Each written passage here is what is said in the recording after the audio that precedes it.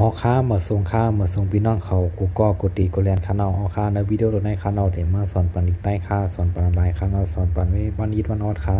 ฮู้โตนี่2ตัวคานเอาอันฮู้เขามีดังนำคานเอาอันไปฮู้เขามีดังนำค่าเฮามาสอนจอมกันวันนี้วันออดคานเอาค่าคนนึงค่าตาไก่ขึ้นยักจำไตฟ้าไก่ขึ้นจำนาไฟไตไฟตาอีต่างนาเพชรจำนาเต้นไตไฟเต้นว่าไก่ขึ้นจำเตอไว้ไตไฟเต้นไว้เพราะอ่านจะในคานอมันเตต้องง่ายอ่านไรคานอหันกันแล้วก็เด็ดต้องได้อ่านไรคานอข้อ2ค่ะยาอายักยาเอเซป้าเปยาเปไอต่างนาเพชรจำเอ็นยาเปเอ็นฟ้าไก่ขึ้นจำนาไฟยาเปเอ็นไฟพอเดี๋ยวจะเพิกมาอ่านนั่งคานออ่านจะในคานอพออ่านคอ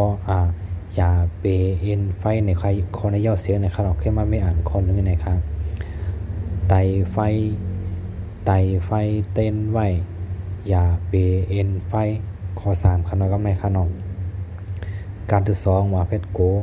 ป้ายต่างนาเพชรเป็นโกเป็นไข่ต่างนาเพชรเข็นโกเป็นเข็นสัตว์ที่2สู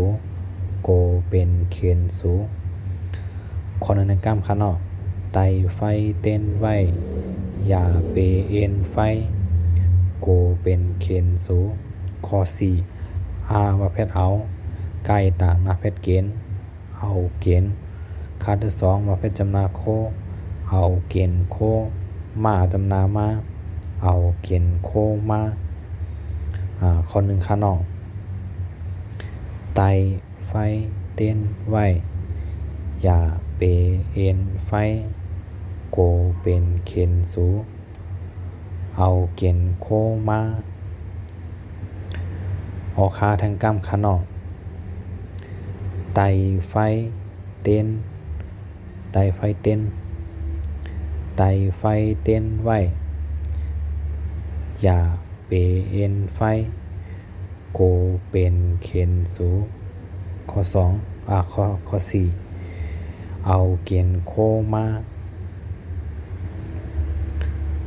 หอคาข้อ1ในกล้ามคานอไตไฟเต้นไว้ยาเปเอ็นไฟโกเป็นเข็นสูเอาเกณฑ์โคมา